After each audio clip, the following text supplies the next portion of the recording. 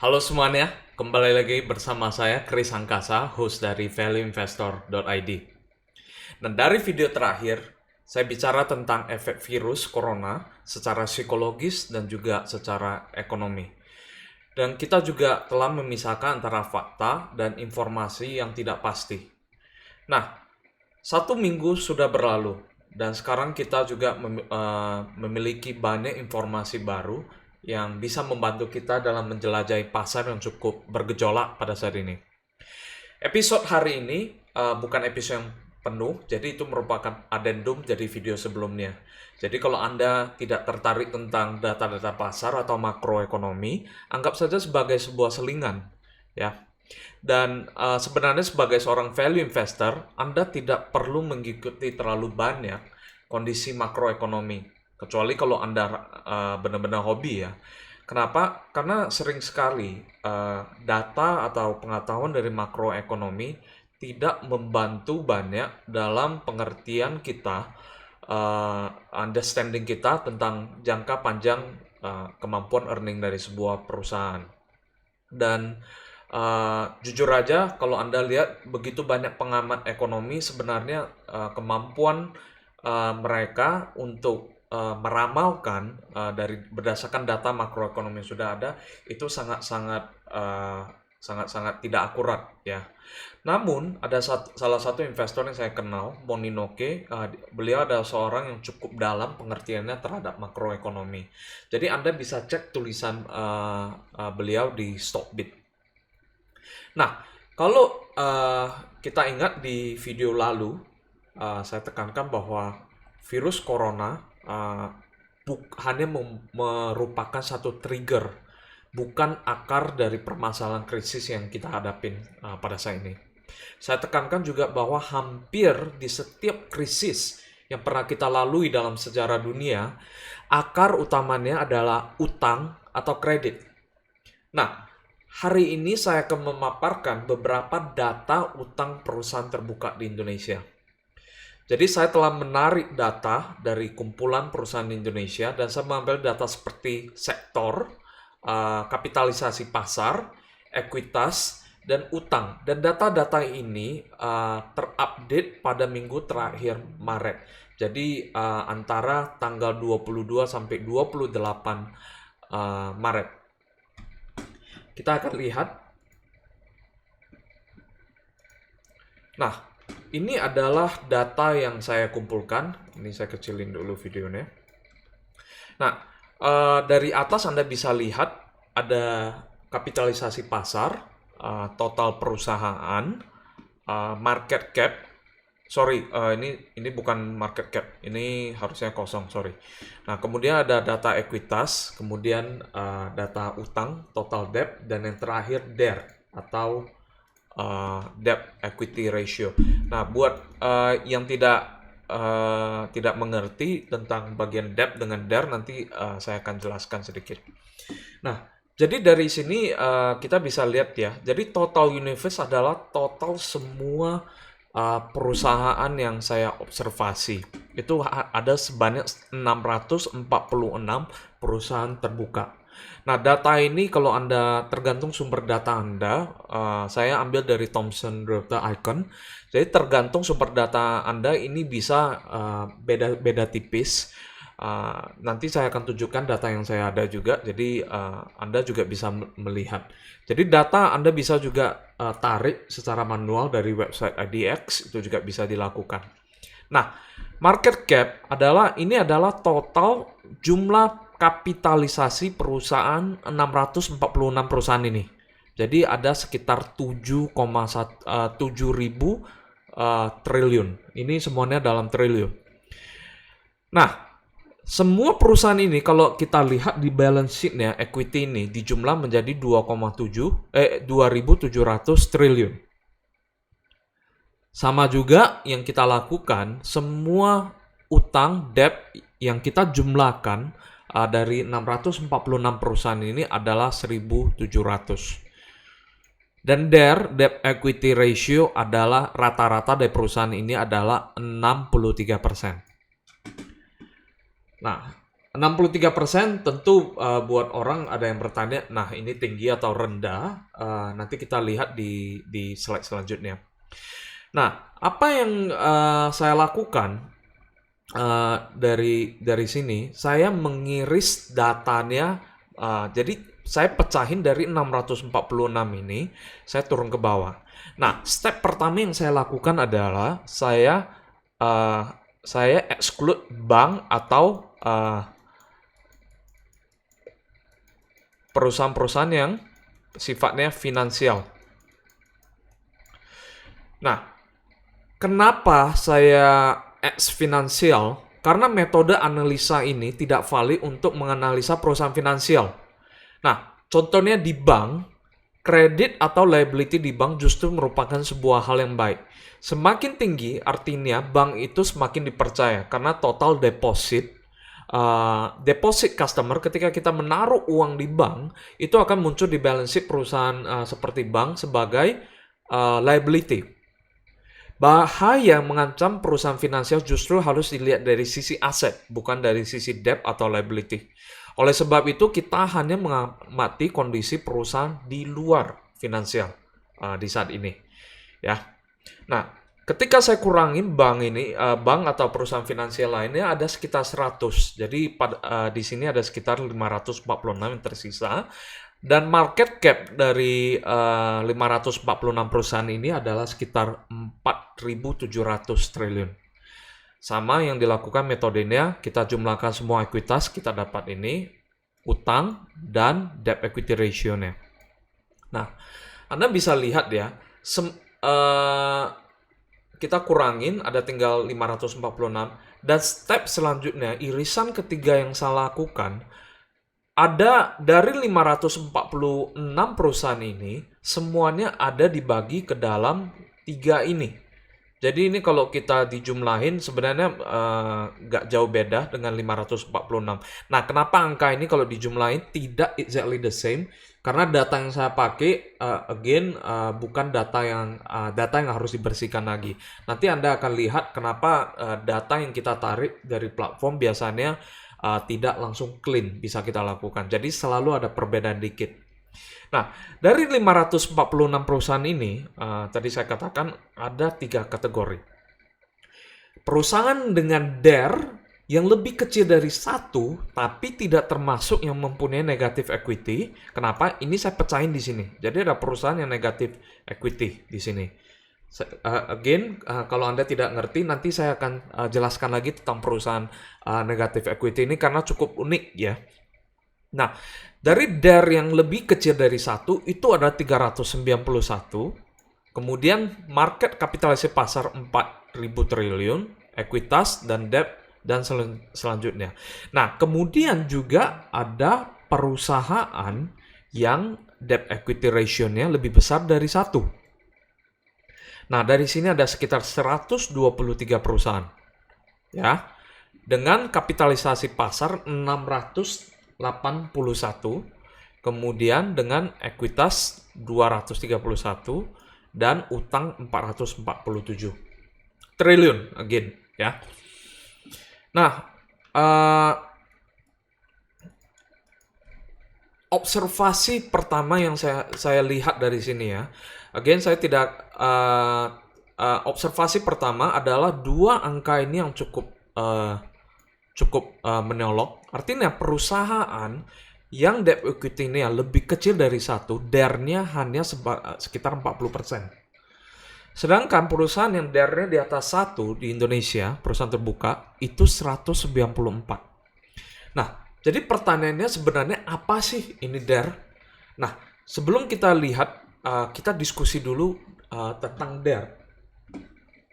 Jadi buat yang baru belajar tentang DER itu adalah Debt Equity Ratio. Nah, Anda tahu di dalam accounting ada aset sama dengan liability tambah equity. Jadi ini adalah rumus accounting ya. Nah, saya mau katakan bahwa semua debt ini dalam bahasa Inggris ya, soalnya dalam bahasa Indonesia liability itu hutang dan debt itu utang. Jadi terkadang kita salah, kita sering mistook ya. kesalahan pemakaian istilah. Jadi saya gunakan bahasa Inggrisnya aja supaya lebih jelas. Jadi semua debt, all debt is liability, tapi tidak semua liability adalah debt. Ya. Nanti kita akan lihat apa itu debt di slide selanjutnya. Tapi kalau kita lihat secara simple, ketika seseorang memulai satu perusahaan, saya kasih contoh, kalau Anda punya duit hari ini 50 juta, ya. Anda punya 50 juta ini, Anda mulai satu misalnya toko kelontong. Nah, tentu saja Anda merasa tidak cukup hanya tentang 50 juta. Apa yang Anda lakukan? Anda memutuskan untuk pinjam duit nih, pinjam duit ke bank misalnya, sebanyak 50 juta. Nah, pada saat ini, utang debt itu kita anggapannya adalah keseluruhan liability Anda. Ingat tadi saya bilang all debt is liability. Jadi 50 juta ini termasuk dalam liability. Perusahaan tidak mempunyai liability lain. Ya, hanya utang ke bank ini. Nah, jadi total aset perusahaan Anda adalah 100 juta. Nah, pertanyaannya, DER Anda berapa? Nah, DER itu straightforward, rumusnya adalah debt dibagi oleh equity. Ya, debt Anda berapa? 50 juta ke sini. Equity Anda adalah di sini. Jadi 50 juta per 50 juta dapat 1, atau kita bisa katakan perusahaan Anda memiliki DER 100%.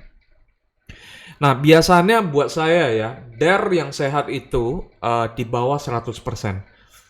Jadi di atas 100% artinya utang atau debt Anda itu lebih besar dari modal Anda. Dan biasanya perusahaan seperti ini Anda harus hati-hati, tidak semua perusahaan memiliki kemampuan untuk mempunyai debt load yang di atas 100%. Nah, saya jelaskan sedikit tentang debt ya. Jadi kalau kita lihat debt, perusahaan itu punya dua jenis utang debt ya. Financial debt satu adalah utang-utang yang biasa bentuknya dalam bentuk pinjaman ke bank, dari obligasi, atau accrued tax, utang kepada pajak, tukang pajak. Nah, saya taruh italic di sini karena petugas pajak itu biasanya finansial secara bukan bagian dari finansial. Tapi terutama di Amerika ya, ketika kita satu perusahaan itu bangkrut, petugas pajak itu termasuk salah satu yang cukup kuat posisinya dalam status utang atau status utang yang mereka bisa ngambil dari perusahaan. Kemudian juga ada secured debt. Ini adalah pinjaman dengan agunan. Jadi biasanya pinjaman dengan agunan itu jelas sekali, oh ini aset ini yang diagunkan, apakah itu tanah perusahaan ataupun pabrik atau mesin perusahaan. Jadi ini adalah yang termasuk financial debt. Nah, jenis debt kedua adalah operating debt. Ya, ini adalah utang yang muncul biasanya dalam aktivitas operation perusahaan. Nah, contohnya seperti apa? Seperti pension. Ini dana pensiun karyawan. Kemudian ada utang kepada supplier, account payable. Ya. Dan account payable biasanya kalau seperti restoran sering sekali kita beli barang dari supplier dan kita tidak langsung bayar. Biasa ada 30 hari, bahkan ada yang 2 bulan. Dan biasanya di dalam balance sheet akan muncul dalam account payable. Itu adalah utang termasuk dalam operating debt. Nah, kemudian terakhir ini adalah contohnya adalah accrued expense. Ini adalah biaya-biaya yang seharusnya kita sudah bayarkan tapi belum kita bayarkan. Nah, dalam pengalaman saya biasanya ketika kita mengkalkulasi debt yang dimasukin ke dalam DER, ada 2 prinsip yang saya ikuti. Yaitu pertama, apakah utang itu berbunga? Ya. Kalau utang itu tidak berbunga, saya tidak masukin di dalam total debt. Atau yang kedua adalah pertanyaan, apakah kreditor atau pemilik dari utang itu memiliki klaim atau memiliki klaim akan aset itu. Jadi ada jaminan dia bisa menarik dari perusahaan. Biasa ini adalah 2 pertanyaan yang saya akan jawab. Nah, kebanyakan financial debt adalah interest bearing satu, biasa ada bunga ya. Jadi mereka pinjam duit, ada bunganya, bahkan dari pajak. Kalau Anda perusahaan itu menunggak pajak, biasa pajak itu memberikan bunga yang harus dibayar. Dan kedua, creditor has default claim of asset. Nah, biasa ketika kita pinjam duit dari bank atau ada obligasi, biasa ada ditulis nih kira-kira jaminan seperti apa. Dan kalau perusahaan itu bangkrut, kreditor itu memiliki hak untuk menyita aset perusahaan. Tapi tentunya harus lewat pengadilan ya. Nah, debt line, operating debt terutama seperti pension, account payable, dan accrued expense biasanya tidak memiliki bunga. Dan biasanya mereka juga tidak bisa menyita aset, dan biasanya mereka antri di barisan yang paling terakhir ya. Jadi Anda bisa lihat di dalam perusahaan tidak semua debt itu bisa kita gunakan sebagai kalkulasi kita di dalam perhitungan debt ratio. Nah, balik lagi kita ke bagian ini. Nah, kalau kita lihat dari data ini, ada satu lagi yang cukup interesting, yaitu tentang perusahaan yang memiliki nilai negative equity atau sering orang katakan negative book value. Nah, Anda bisa lihat kalau di total perusahaan ini secara kolektif memiliki negative equity 28 triliun ya. Nah, walaupun pasar masih menilai perusahaan ini memiliki market cap 32. Di Indonesia ada sekitar 26 perusahaan. Ya. Nah, sekarang pertanyaannya, apakah negatif equity, perusahaan dengan negatif equity, apakah sesuatu yang jelek? Nah, saya katakan dari pembelajaran saya, negative equity company kita temukan banyak seperti perusahaan seperti ini di luar Indonesia ya. Justru ada beberapa negative equity company yang merupakan capital efficient company. Nah, capital efficient company adalah apa? Adalah company yang biasanya tidak memerlukan banyak modal untuk melakukan aktivitas bisnisnya. Nah, sebagai hasilnya banyak perusahaan seperti ini sering menaikkan rasio utang mereka. Dan ketika mereka menaikin rasio utang mereka, mereka mengembalikan dana yang ada dalam perusahaan kembali ke pemegang saham. Nah, kebanyakan itu dalam secara buyback. Jadi mereka bilang, nih, saya tidak perlu, hai pemegang saham, saya tidak perlu dana lu terlalu banyak, saya bisa pinjam duit di bank karena earning dari perusahaan saya cukup untuk membayar semua utang itu. Jadi biasanya dilakukan buyback. Dan Anda akan kaget juga ada beberapa perusahaan yang cukup terkenal seperti Home Depot dan McDonald itu sebenarnya mempunyai negatif equity, memiliki equity yang negatif. Ya. Dan di Indonesia sebenarnya kita sampai sekarang saya lihat dengan kategori negatif equity dan capital efficient ya. Itu sejauh ini saya belum menemukannya. Tapi yang paling dekat mungkin perusahaan seperti Unilever dan HM Sampurna ya. Dan untuk yang mengikuti Unilever, Anda tahu hampir setiap tahun Unilever itu mengembalikan modalnya ke dalam kepada pemegang saham dalam bentuk dividen. Kita akan juga lihat sebenarnya debt level dari Unilever cukup tinggi. Nanti kita akan lihat. Nah, kategori kedua dari negative equity company itu bukan saja capital efficient, tapi juga failing company. Jadi kenapa di dalam kategori ini, kenapa perusahaan ini mempunyai negative equity? Biasanya karena perusahaan itu keep destroying value, rugi terus, sehingga aset itu semakin dihancurin, semakin tergerus. Dan pada akhirnya mengakibatkan utang itu lebih besar dari aset. So liability is bigger than asset here. Dan ini adalah perusahaan negative equity company. Nah, Saya akan kasih satu observasi ya dari sini ya. Nah, yang kita harus lihat uh, yang cukup bahaya sebenarnya, buat saya ini kategori aman. Ini adalah perusahaan-perusahaan yang di bawah satu. Ini sebenarnya cukup aman. Tapi Anda bisa lihat kedua kategori ini adalah perusahaan yang debt levelnya cukup tinggi. Nah, di DER yang lebih besar dari satu, Anda lihat ada 123 perusahaan.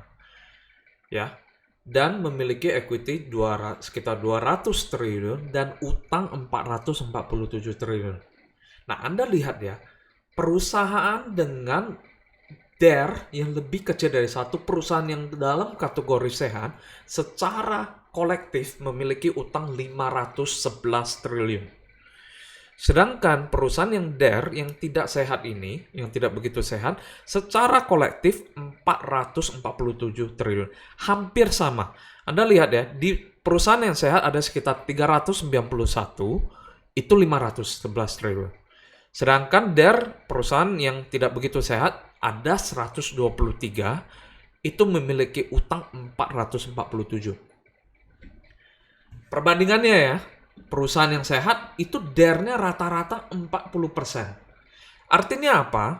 Perusahaan itu utangnya di bawah setengah dari modalnya atau 40% dari modal equity.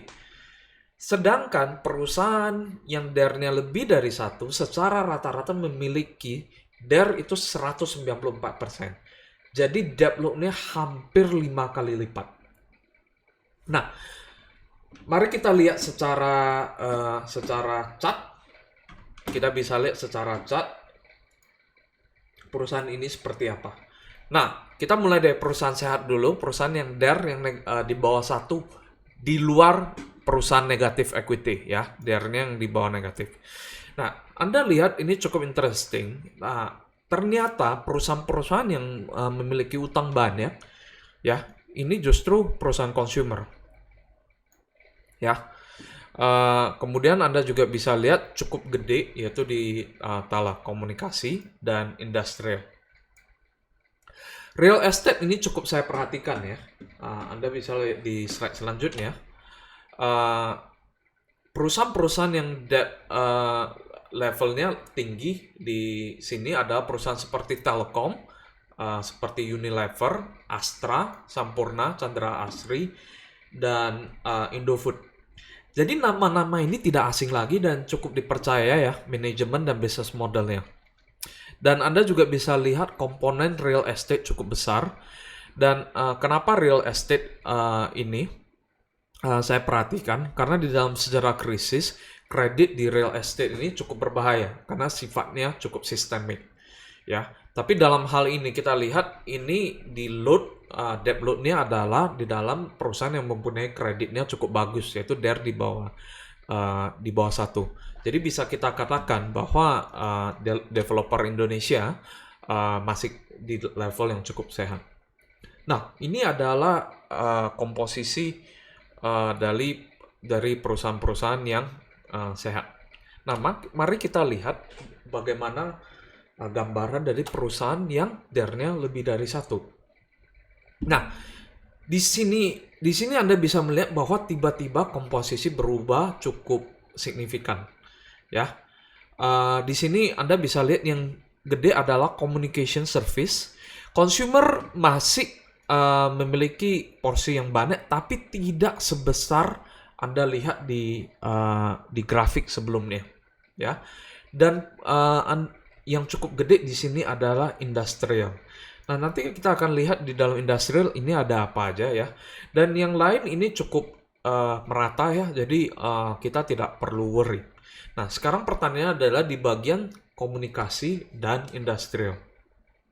Nah, nama-nama yang besar di sini adalah perusahaan seperti Waskita, Jasa Marga. Ya, perusahaan seperti Waskita dan Jasa Marga itu di dalam dikategorikan sebagai industrial. Kemudian ada MNC, XL, Indomobil, Indosat, Tower Bersama. Ya, jadi di dalam perusahaan yang DER-nya lebih dari satu, utang-utang ini didominasi oleh perusahaan telekomunikasi dan uh, perusahaan kontraktor atau infrastruktur yang dimiliki oleh negara, BUMN istilahnya. Dan buat saya ini ya, jadi tingkat utang yang cukup gede ini sebenarnya adalah di bidang yang apa yang menjadi fokus dari pemerintah sekarang, yaitu untuk memboosting infrastruktur kita. Dan porsi real estate itu cukup rendah. Nah, ini adalah chart dari kesimpulan dari sebelumnya ya, itu tentang debt load dari perusahaan. Nah, Anda bisa lihat perusahaan yang memiliki DER di bawah 1 itu cukup banyak, sebenarnya cukup mendominasi. Nah, perusahaan finansial, bank dan lain-lainnya itu menempati di sini. Gede tapi juga tidak begitu gede. Nah, kalau hari ini kita bicara tentang Indonesia, perusahaan Indonesia memiliki resiko kredit terbesar menurut saya adalah di kedua pie chart ini, yang abu-abu dan kuning. Dan apakah ini merupakan salah satu yang perlu kita takuti? Menurut saya enggak, ya. Jadi menurut saya enggak. Jadi debt load kita sebenarnya cukup moderat, ya, masih sedang, ya. Dan mayoritas perusahaan terbuka kita memiliki tingkat utang yang cukup sehat. Dan saya rasa mereka akan mampu melewati krisis ini. Ya, tentu saja kalau kita memasuki resesi yang berkepanjangan, misalnya lebih dari 1 tahun, kesimpulan ini akan berubah. Resesi yang berkepanjangan, saya tidak peduli balance sheet Anda sekuat apa, kalau resesi ini tidak terbatas, tidak pernah berakhir, semua perusahaan sekuat apapun pasti akan hancur. Ya.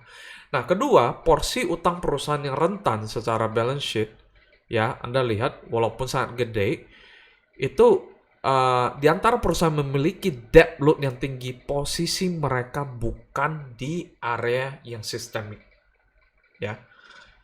Jadi the biggest and the most vulnerable debt itu tidak sistemik. Bahkan saya perlu argue bahwa perusahaan-perusahaan ini sebenarnya itu sedang melakukan proyek-proyek dari pemerintahan, dari infrastruktur. Nah, bayangin kalau hari ini perusahaan-perusahaan gede di infrastruktur seperti jalan tol itu bangkrut. Saya rasa ini tidak akan sistemik. Jalan tol itu masih bisa beroperasi. Yang palingan yang bisa dilakukan adalah pemerintah kemungkinan akan merekapitalisasi perusahaan tersebut. Atau misalnya kontraktor seperti Wika bangkrut, saya rasa tidak very unlikely. Karena again ini adalah perusahaan BUMN. Dan pemerintah tidak akan membiarkan perusahaan seperti ini yang begitu sentral itu akan jatuh. Nah, balik lagi ke telekomunikasi, salah satu perusahaan yang memiliki debt load cukup tinggi. Saya juga tidak merasa bahwa ini akan menjadi perusahaan yang akan dibiarkan oleh pemerintah untuk jatuh. Nah, saya kasih beberapa gambaran ya dari Excel sebagai gambaran apa yang saya bisa lihat. Nah, ini adalah data yang saya kumpulin dari Thomson Icon. Data ini adalah nama perusahaan, kemudian sektor, industri. Ini cara saya untuk meremove banking dan sektor finansial yang lainnya. Nah, di sini adalah data market cap, kapitalisasi pasar. Kemudian long term debt di equity, debt per equity. Anda bisa lihat ya, di sini itu banyak angka-angka nol. Biasanya karena itu datanya itu tidak bagus. Ini tadi saya bilang kenapa data yang kita dapati itu biasanya tidak bersih. Kemudian saya juga lihat interest coverage, EBITDA interest coverage, operating cash flow, over interest, enterprise equity, dan total debt. Ya. Nah, tadi saya ada bicara tentang debt perusahaan yang lebih kecil dari 1 ya. DER-nya. Nah, Anda bisa lihat saya turunkan dari perusahaan yang mempunyai utang paling gede ke kecil. Ya, Anda bisa lihat posisi satu. Saya coba posisi satu ditempatkan oleh Astra, ya. Kemudian Telkom, Indofood, Gudang Garam, PKR, UNTR, BSD. Nah, ini adalah perusahaan-perusahaan yang menempati utang-utang besar ini. Nah, bagaimana dengan perusahaan yang DER-nya lebih besar dari satu? Ya, saya lakukan hal yang sama.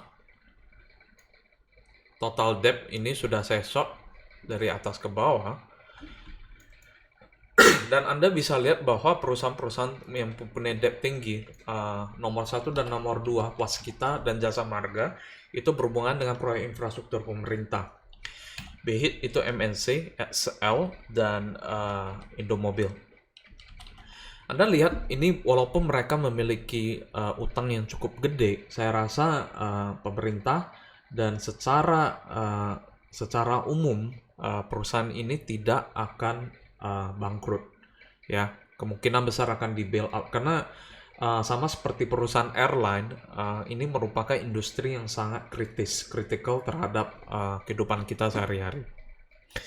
Nah, buat yang penasaran tentang perusahaan yang negatif interest rate, ini saya juga ada kumpulin. Ini ada perusahaan-perusahaan yang mempunyai negatif equity, tadi saya bilang negatif interest rate, negatif equity. Nah, seperti perusahaan seperti Aisa ada di sini, ada Borneo Energy, Bumi, dan selanjutnya. Nah, yang cukup interesting, taksi juga ada di sini, Express.